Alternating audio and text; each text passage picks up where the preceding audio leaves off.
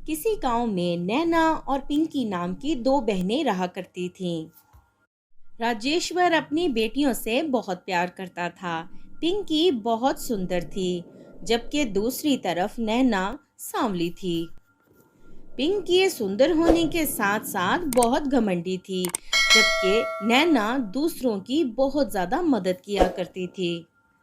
नैना पढ़ाई में भी काफ़ी अच्छी थी, लेकिन नैना का रंग सांवला होने की वजह से उसकी माँ और छोटी बहन उसे पसंद नहीं करती थीं। पिंकी जब भी अपनी माँ से कोई नए कपड़े दिलाने की फरमाइश करती, तभी उसकी माँ शालिनी फौरन से उसे नई चीज़ें दिला देती। और जब नैना कोई चीज़ लेने के लिए कहती, तो शालिनी उसे मना कर देती। ऐसे ही एक दिन नैना अपने कपड़े शालिनी से लाने के लिए बोलती है।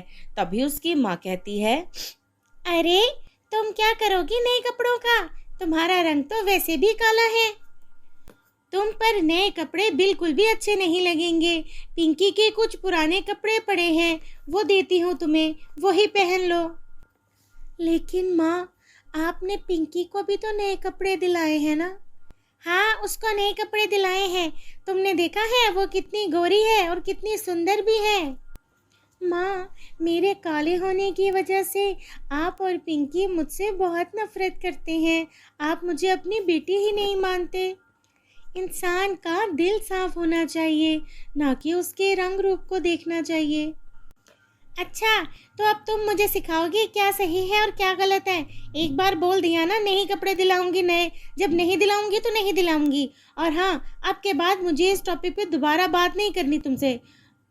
ठीक है माँ, आप मुझे पिंकी के कपड़े ही ला दीजिए।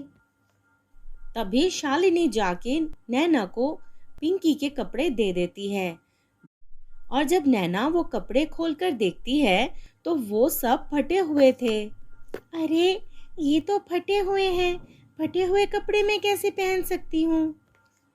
बहुत ज़्यादा पुराने और फटे होने की वजह से नैना पिंकी के वो पुराने कपड़े नहीं पहन सकती थी। ऐसे ही एक दिन दोनों इकट्ठे स्कूल जाती हैं और स्कूल में पिंकी की सहेलियां उसे कहती हैं, अरे पिंकी, ये तेरी ही बहन है ना? देखने से तो बिल्कुल नहीं लगता। तू देख कितनी गोरी और खूबसूरत है, और ये देख कितनी काली है। हाँ यार, है तो मेरी बहन, पर पता नहीं कहाँ से मुसीबत मुझे इसके साथ आना पड़ता है स्कूल। ये सारी बातें सुनकर नैना को बहुत बुरा लगता है, लेकिन वो खामोश रहती है। उसे पता था अगर वो कुछ भी बोलेगी तो सभी उसका मजाक उड़ाएंगे। पिंकी बिल्कुल भी नहीं चाहती थी कि वो नैना के साथ स्कूल जाए। पिंकी नैना को बहुत तंग किया करती। कभी दरवाजे की बाहर से कुंडी लगा देती और कभी उसका स्कूल बैग छुपा देती, ताकि उसे स्कूल आने में देर हो जाए और वो अकेली ही स्कूल चली जाए। और इस तरह रोज नैना स्कूल देर से जाया करती थी, लेकिन इसके बावजूद नैना पिंकी को कुछ नहीं कहती थी। आखिर उनके स्कूल में फेयरवेल का दिन आ जाता है और जिस क्लास में नैना और पिंकी पढ़ती थीं, उसी टीचर आकर कहती है, देखो बच्चों, स्कूल में एक ड्रेस कंपटीशन करवाया जा रहा है। जो भी बच्चा उसमें पार्टिसिपेट करना चाहता है, वो मुझे इन्फॉर्म कर दे। और टीचर की ये बात सुनकर सभी बहुत खुश हो जाते हैं। घर जाकर पिंकी शालिनी से कहती है, माँ, आपको पता है हमारे स्कूल में एक ड्रेस कंपटीशन हो रहा है, और जो बच्चा सबसे सुंदर ड्रेस पहनकर आएगा उसे इनाम मिलेगा। अरे वाह, अच्छा, ये तो बहुत अच्छी बात है। तो माँ, मैं फिर इसमें पार्टिसिपेट कर लूँ ना? हाँ हाँ मेरे बच्चे, तू जरूर पार्टिसिपेट कर इसमें, और मुझे पता है तू ही जीतेगी। तो ठीक है, आप मुझे फिर अच्छी सी एक ड्रेस दिला देना जो मैं कंपटीशन में पहनूंगी।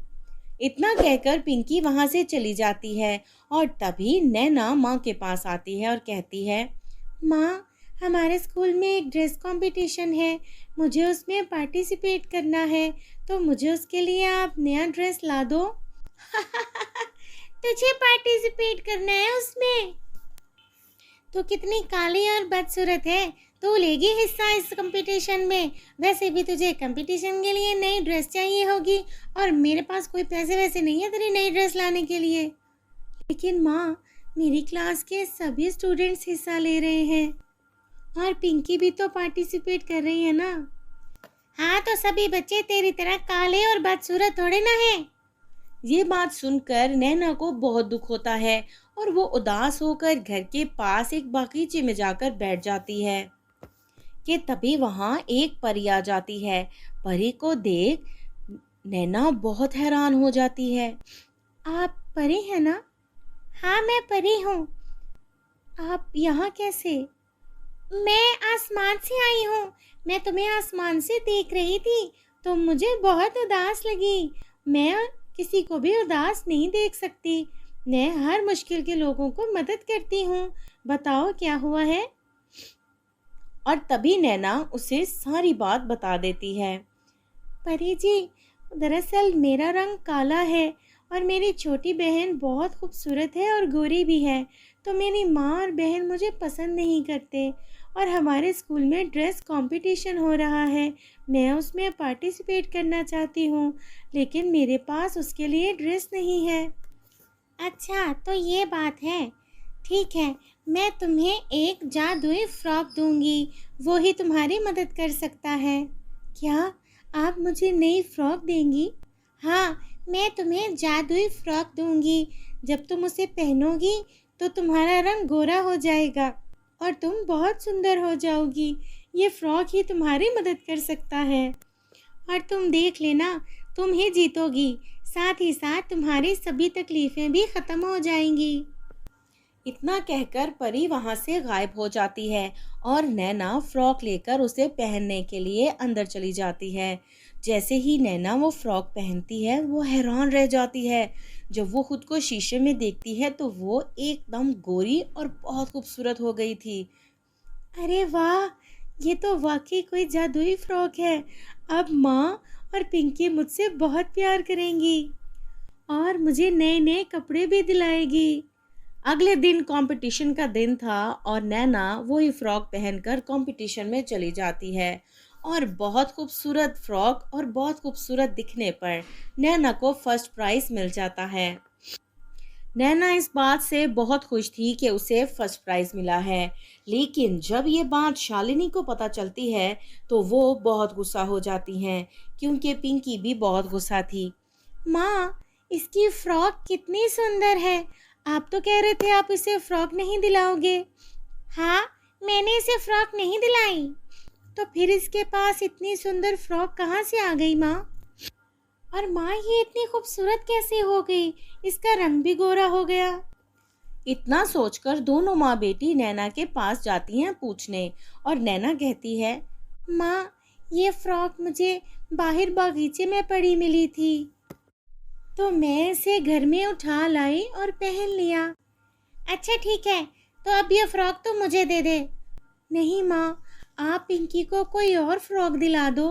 मैंने कहा ना, ये फ्रॉक तुझे मुझे देनी ही पड़ेगी। चल उतार फ्रॉक। और नैना मजबूर होकर माँ को वो फ्रॉक उतार कर दे देती है और पिंकी को देती है। ये ले मेरी प्यारी बेटी, तो ये फ्रॉक पहनकर बहुत ही सुंदर लगेगी। चल अब जल्दी से फ्रॉक पहन ले। जैसे ही पिंकी फ्रॉक पहनती है उसका चेहरा दानों से भर जाता है और रंग काला हो जाता है। वो बहुत बदसूरत दिखने लगती है। अरे, ये क्या हो गया? अरे पिंकी, ये तेरे चेहरे को क्या हुआ है? तो इतनी बदसूरत क्यों हो गई है? माँ, मैंने आप लोगों से एक झूठ बोला था। ये फ्रॉक मुझे एक परी ने दिया था। ये जादुई फ्रॉक है, लेकिन अब पिंकी कभी भी ठीक नहीं हो सकेगी, क्योंकि ये सब उसके घमंड और तुम्हारे गलत विचारों की वजह से भगवान ने तुम्हें ये सज़ा दी है। अब तुम कभी ठीक नहीं हो सकती।